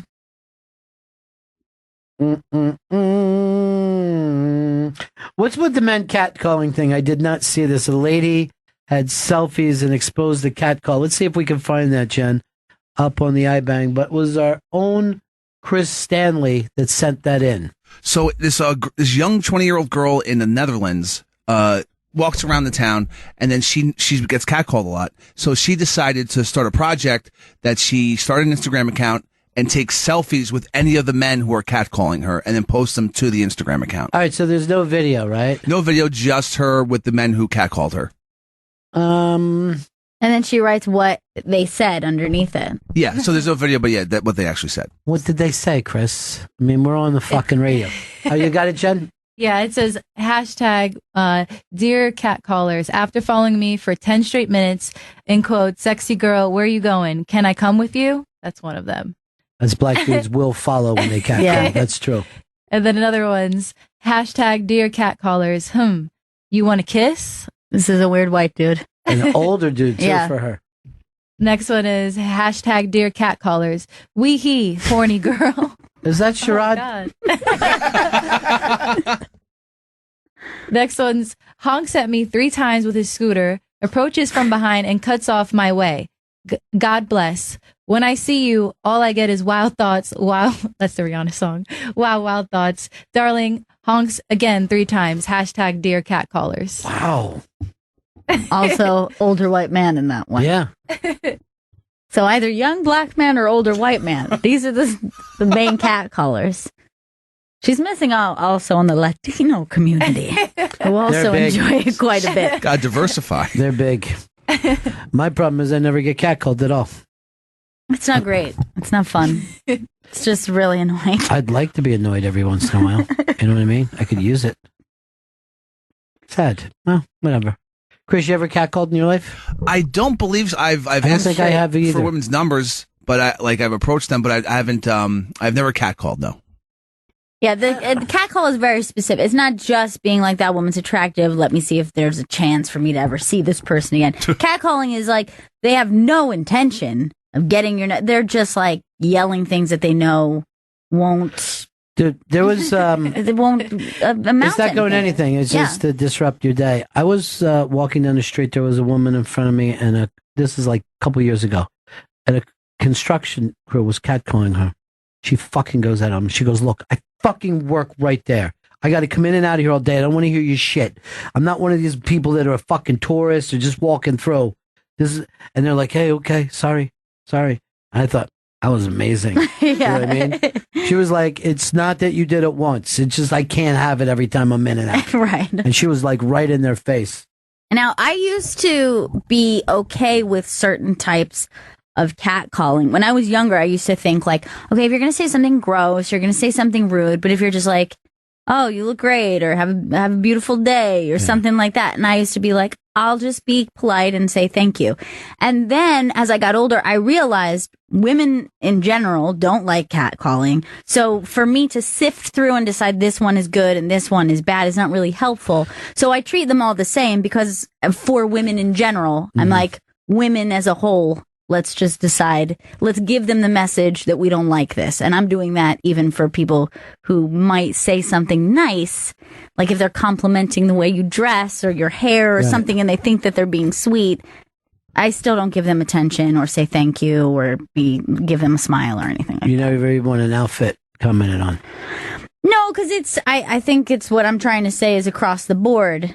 They should learn the lesson that women don't enjoy just commenting on their physical appearance while they walk down the street. What about just winking and pointing at your breasts? Is that a problem? I have seen this kind of behavior. That's not yelling. Very quiet. You got these, right?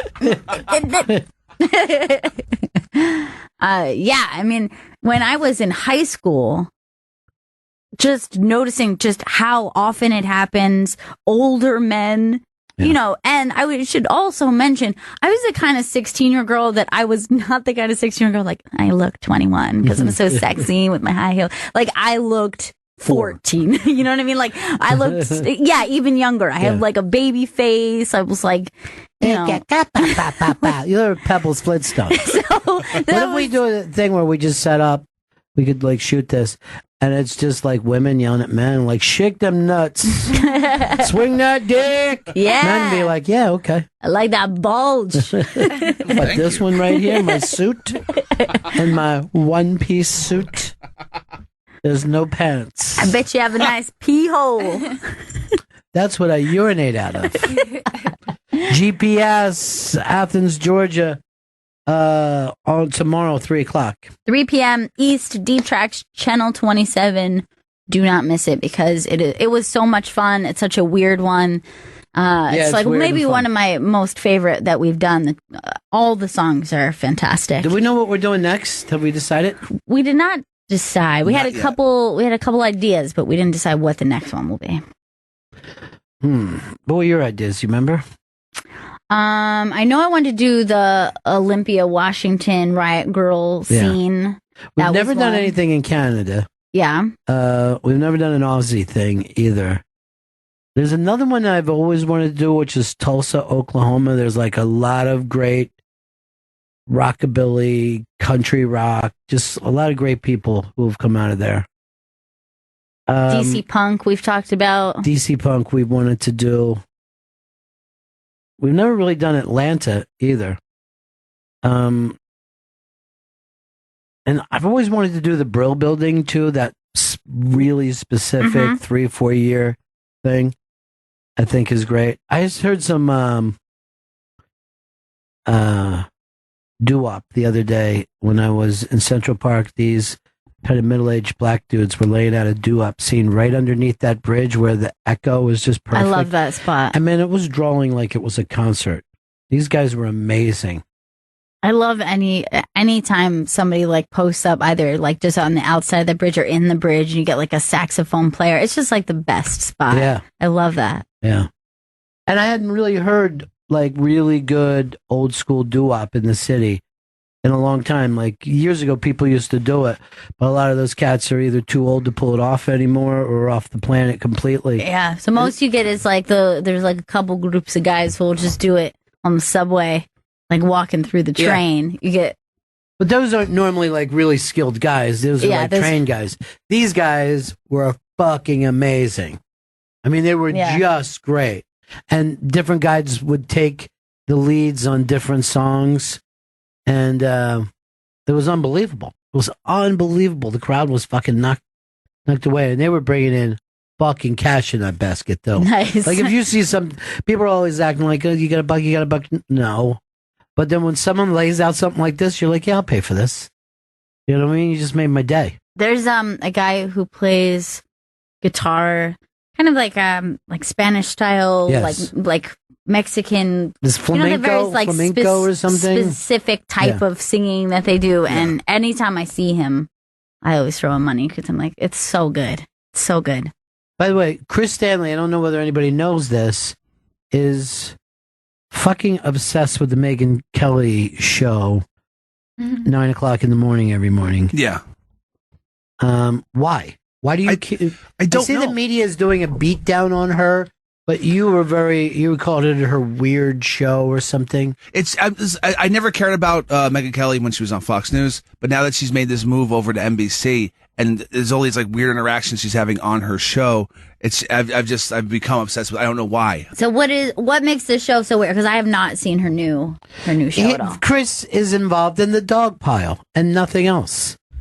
You're publicly shaming. What's this one about? Money? Yeah. The funny thing is, NBC executives are bitching now about how much money they signed her to, but they're the ones who signed her to this giant fucking paycheck. Here's why she got a giant paycheck. They stole a star from another network, and that takes a lot of money to do. It has to be a lot more money that she would have made staying in her safe, comfortable spot, and for her to say, come with us and take a chance. Also, they're the ones responsible for putting her on at 9 o'clock in the morning because they had no other place to put her to do what she does, which is more or less, I'm not even going to say hard news, but I guess hard commentary. The only place to put her would be on MSNBC, and they might not like all the things that she says there. She's not going to fall in line with that thing. So this is their problem. No, it's just it's fucking confusing as to what they're doing with her and why they. But you're taking an anti-Megyn Kelly thing. Well, yeah, I mean, from the clips I've seen of her show, I don't know if there's producers telling her she has to change her shit up or whatever. Yes, they are, because it's 9 o'clock in the morning and she can't do the show that she did at Fox. They've completely changed it. So that's like saying, I decided to bring Tom Brady to the Giants and make him a wide receiver. I hope it works out. We're paying him a lot of fucking money. I mean, we're paying this guy fat cash. And look at him. He's fucking dropping the ball. He runs slow. I'm not blaming Megyn Kelly. She wanted out of Fox. But whoever is going to get her to leave when she's a primetime star is going to have to pay that. You're not paying for her talent. You know what I mean? You're paying for the heat. And for the name of Megyn Kelly. Not just the name, but the persona herself. Whatever it is that made her that thing. This happens all the time. If you wanted to get, let's say, Jimmy Fallon or Jimmy Kimmel to leave, you're going to have to pay them a ridiculous amount of money because they're already in their fucking comfortable slot. So I don't know anything about this show because it runs the same times as the Stengel Brothers Hour. They've moved that to 9 o'clock in the morning. Oh, is it? Yeah. I think it's on, maybe even on 5 or one of those channels. It's not on a network. Chris is looking it up now as we speak. It's a Harry on 5, on Fox 5. At what time? 9 a.m. See, is that a 9 a.m. show? He's singing and, you know what I mean? Yeah, it doesn't seem... They don't know what the fuck they're doing. I mean, it seems like anything that's variety in nature is an evening program. So this is, and this should have been in the dish because this is a nice little story. So there's a show called Kelly and American Idol, I think is the name of it. And he is American Idol. That's the name he goes by. I believe that's it. Isn't it, Chris? Does he call himself American Idol? It's Ryan Seacrest. Okay. So Ryan Seacrest has the new American Idol coming out. So he's booked to do Good Morning America. The day before, Kelly slams her foot down. You're not doing that fucking show. Oh, boy. That show fucked me over with Michael Strahan. And he had to cancel. Oh, my God. Even though his job is to push American Idol, I believe even from a different network than ABC. Yeah. Man, she holds a grudge on that. But also, if you're Ryan Seacrest, you can't say to your partner, dude, I know that you have a problem, but I got to promote this thing. That's part of my job.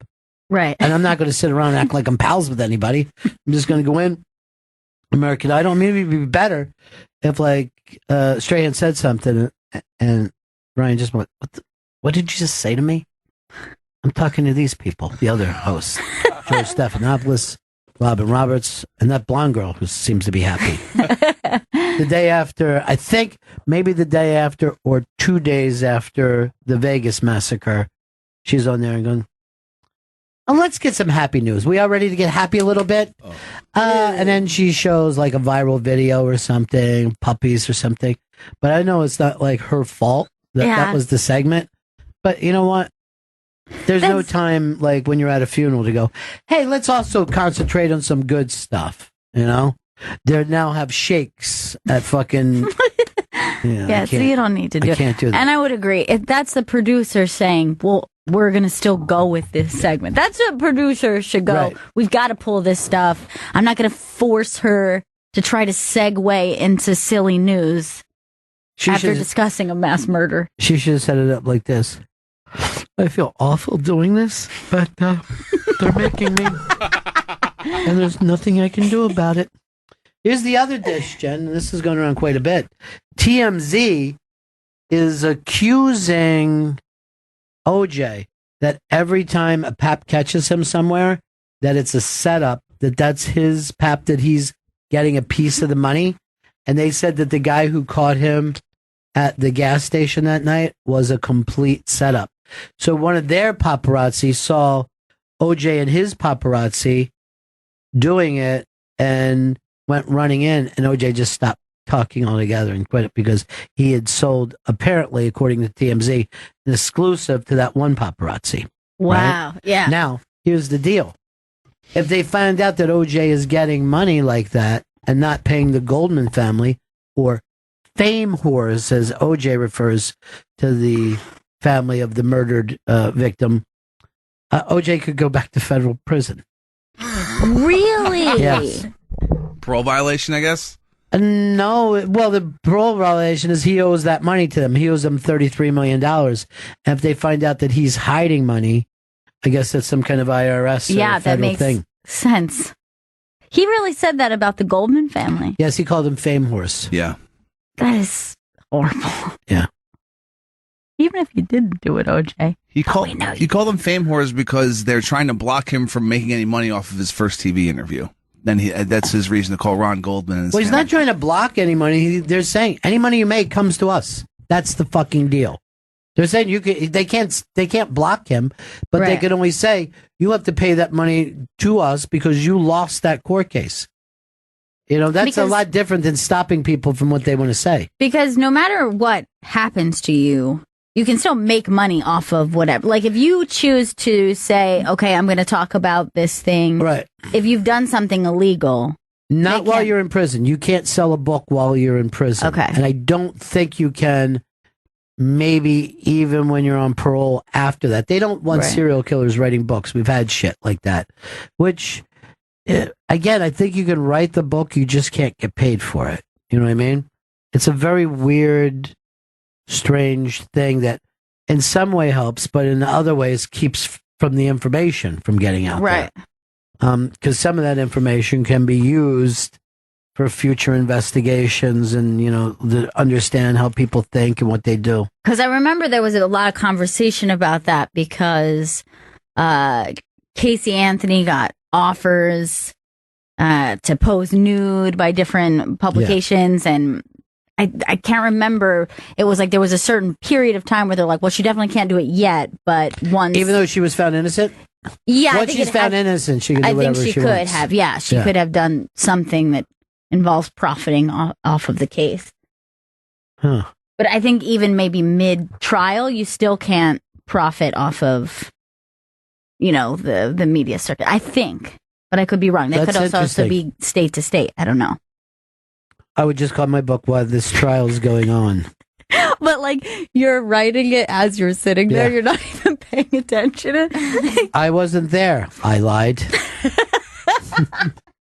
You're just whispering to the court stenographer, can I get some of your notes? It's for a thing I'm working on. I'm going to be out at the stand tonight and tomorrow night. Tonight's show, Dave Attell, Bonnie McFarlane, Mike Vecchione, Wyatt Cenac, And am I forgetting anybody? Giannis Pappas. Also Giannis tonight. Pappas is there. He's unbelievable awesome. on stage. So this is going to be a great, great fun night. Literally all my favorite people. If you can get tickets, try to get there now because these things are going to go quick. That's an amazing lineup. And I'll be there tomorrow night for 2 shows. GPS this weekend, Gail. GPS Athens. GPS Athens, Georgia premieres tomorrow, Saturday, 3 p.m. East on Deep Tracks 27. Coming up next, Vito Calise, our Italian-American comedian, has picked out a salute to Columbus Day. And Vito picked all these acts. He sequenced it. He set it up. We just came in and just were ourselves. But Vito, great job for that. And that's at 2 o'clock and then all weekend long on Raw Dog. Yes, all weekend long on Raw Dog, 2 o'clock today, and it'll be on demand. And then Chris swears that we're going to be on volume, but literally doesn't have a detail about it. Thanks to Larry and Lori and Zoe for helping Chris into his new life as what I call a working Jew. This Hamantaschen is delicious. I'm loving it. Did you call it the wrong name? I think it's Hamantaschen. Hamantaschen? Look, This is why you can't get bar mitzvah. He doesn't have the confidence. I'm 3 days in. I'm gonna take care of this. You're don't not worry. 3 days in, Chris. You're 34 years in. All right, I think that's it for us. We're going to take a break, and when you come back, you'll hear the Columbus Day salute to Italian American comedians Nick DiPaolo, Ray Romano, Tom Papa, Pete Corelli, Tammy Pescatelli, Adam Ferrara, Eddie Pepitone, Lisa Lampanelli, Paul Versi, Sebastian Maniscalco. That's a good lineup. It's such a great lineup. We had so much fun doing it. And that's it. We'll be right back with that. This is Bennington. Happy Columbus Day to the people who still celebrate it. I feel like Columbus Day may be replaced sometime with just the Italian American Day. Let's just hope that we can replace it with these fine Italian American comedians. I think this is enough to be proud of. A little controversial Columbus Day. You know, kind of Italian comedy is kind of some of my favorite. Growing up, one of my best buddies was Frank Rapicelli. Rap, we called him. And he always had that explosive kind of 0 to 60 anger. 0 to 60 anger. And for some reason, even when he was angry, it did not stop it from being really, really funny. And that's what I always kind of consider. You know, to me, Pat Cooper was always the king of Italian comedy. And when I did an Unmasked with Pat Cooper, your whole family, because you have Italian on your side, I have 0. That family was so excited and acting like I had really made it because I was sitting there with Pat Cooper because they grew up on these albums. And he was, you know, for Italians, he was like their Bill Cosby or Woody Allen. It was just straight Pat Cooper in that family. Right. So Italian comedy has always been funny to me. I always thought like in the Catskills, Jewish comedy, and then right after that, it was Italian comedy, and they were both so interlocked, both very, very similar. Yeah, they're similar, and they come from similar cultures. Like if you grew up with a big Italian family, and you go over to your neighbor's house, and it's a Jewish family, you're like, it's a little bit different food, but the same kind of archetype of the mother and the father, and yeah. And when you really get down to it, when Irish, there started to be Irish comedy or black comedy, stand-up comedy I'm talking about, or Hispanic, and now it's Asian comedy. It's really the same stuff. You know what I mean? Dealing with a spouse, dealing with family, dealing with a changing culture. But the Italian-American comedy has always really made me laugh because, like we said, there's an explosive passion to it. And the first comedian of the night nails it for me. He's one of my favorite of all time, and that's SiriusXM's own Nick DiPaolo. That's the great Nick DiPaolo. You can listen to Nick every night, 8 to 10 on Faction Talk 103. Also, Nick DiPaolo is an amazing actor. He's incredibly funny, but yes, he is an amazing. I mean, if you saw him on Inside Amy Schumer, where they're doing the bit where they're doing a 12 Angry Men parody, he nails that to the point that you're like, he needs an Oscar for that. He was so good. And he's up against really great actors. There's all kinds of great actors in that, and he holds his own. Also, Horace and Pete and Louis. He's just great. Also, just really, really funny on the radio. All right, it is Vito. It's your big Columbus Day marathon, 1 hour marathon of Italian American comedians. And this is the kind of comedy you and your mom turned you on to when you were a kid. Yeah, just Italian guys are great storytellers, and just hearing great things like that, I grew up loving everybody. It's a really good point because they are great storytellers, but remember, it's a story. No one ever says that Italian Americans are great truth tellers. Right. They're very animated. Yeah. There's a lot of hands going on. Yeah. You need a lot of hands. And you got to feel sorry for cops because these are the guys that this is why it took so long to break up the mafia, because these guys could go on and on and on with their stories. Here's a guy who's, I think it was probably the last giant sitcom, you know what I mean? Like one of those last network sitcoms that was just bigger than life.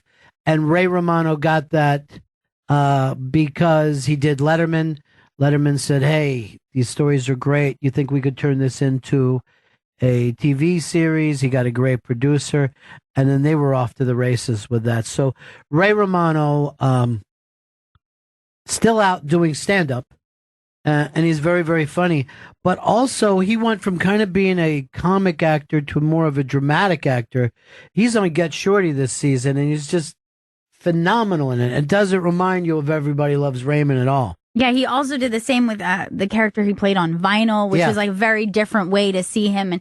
And of course, you know, if you know somebody for their stand-up, but even more so being in a sitcom, you just associate, you're like, oh, that's that one thing that he does. But yeah, he's really branching out. He's a talented guy. Everybody loves Raymond. This is Ray Romano. Ray Romano, all part of the Bennington show. Salute to Columbus Day. Yeah, I love that you brought up that you know, the family dynamics are similar to other people, because I think Italian people, they like immediately have to love Italian American comics. Yeah. But I think all of it across the board, these are people that they have stories that are just like everybody's family. It's all totally relatable. Most of this stuff is marriage-based, family-based. In Nick DiPaolo's case, that was a little more his not being crazy about his own audience. But everybody goes the same way. Here, this next comedian really made her mark on the roast and ended up with the nickname the Queen of Mean. But we know her very well from her doing our show, and one of the most sensitive, sweetest people that you want to meet in real life. 100%. Like, she has such a big heart, and she is so vulnerable. Like, she lets herself be vulnerable, and you wouldn't know that with her prior the way everyone had associated her with just being mean. She's actually a big sweetheart. Yeah, and a lot of people first hit her with the female Don Rickles, because you don't know where to put people. But now she's doing a show, acting on Broadway of a play that she wrote. So it's always amazing to me to see the career arcs of some of these really talented comedians. And this is one of the best, Lisa Lampanelli. Lisa Lampanelli, all part of the Columbus Day special. A salute to Italian Americans. See, you might not get it from that, but she's a sweetheart. She's a sweetheart. We told you earlier, she's really a doll, an absolute doll. Vito, our Italian American producer, put this entire special together for us. Vito, when you're producing, stop laughing and slapping yourself and falling on the floor. That's for the audience, not for you. Just Italian people are so hilarious. You're very proud. You're a proud people. I'm waving an Italian flag this whole time. You know, the next comedian up here, he's one of my favorites. He does a once a month series called Come to Papa. That's on Comedy Greats, Channel 94. And one of the reasons why I love Tom Papa is, to me, Tom is like show business. You know what I mean? Absolutely. He dresses great. He presents all his specials, are very professional. He's like a throwback in the way when people used to just enjoy show business for show business. And I see him on TV. I see him in the movies and on stage. And he always comes with 100% every single time. I adore Tom Papa, and I highly recommend, if you get the chance to see Come to Papa live, because it's so much fun, and it really is like a full theater experience, because, you know, they're doing characters and bits, and they go back and forth, and it's a blast. It's like old time radio where they would perform radio, not just sit around and talk about what else is in the news, but it's a real show.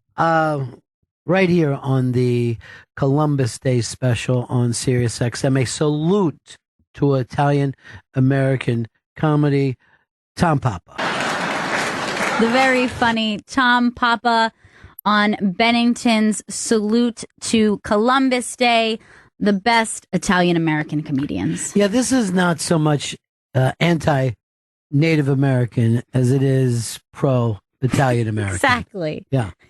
You are Italian on your mom's side. Yes. And this stuff is kind of ingrained. Some of the stuff that seems like a stereotype, your mom's family actually is. Yeah, and to be honest, most of the comedians on this list I've had the chance to get to meet and hang out with and go to their shows. And I'll tell you, a big part of it is you feel like you know them. You immediately, I had that with Tom Papa. And I certainly have that with this next comedian, who I feel like when I met her, I was like, she's a cousin of mine, correct? Yes. And that's the very funny Tammy Pescatelli. Tammy Pescatelli is, in fact, one of the funniest comics out there. And quite easy on the eyes. She is. She is a looker. And looks and sounds just fantastic on stage. I just love her. Gail, I know you love her. Tammy Pescatelli. Tammy Pescatelli on Bennington's tribute to Columbus Day, the funniest Italian-American comedians. I love Tammy. She's a Cleveland Italian, and it's so old school. And that's my favorite kind of stuff, that everybody that we had on the show so far is never going to rat on you. No. It doesn't happen. They live by a code. I know for a fact that I could tell Tammy anything. She would take it to the grave. Now, this next gentleman, one of my favorite guests on the Bennington show, and one of the things, like right away from knowing him, he comes in close to talk to you quietly when he first sees you, to let you know if you need anything at all, he can take care of it. How's your family? Your mom, your dad, the wife, the kids, everybody's okay? You sure you don't need anything at all?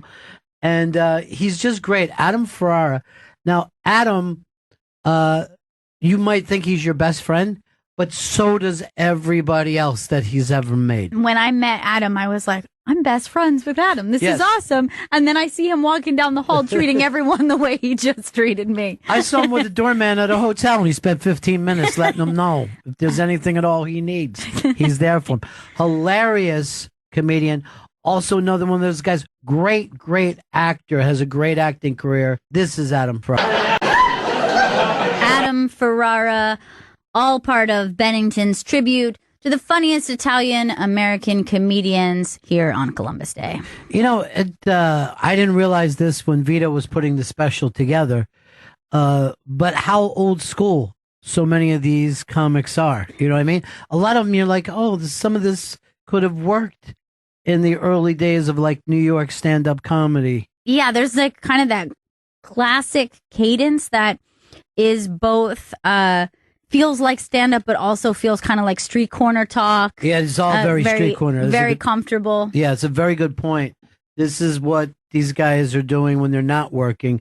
And this next comedian is one of those guys whose career blew up so much that he's one of, if not the biggest touring comedian today.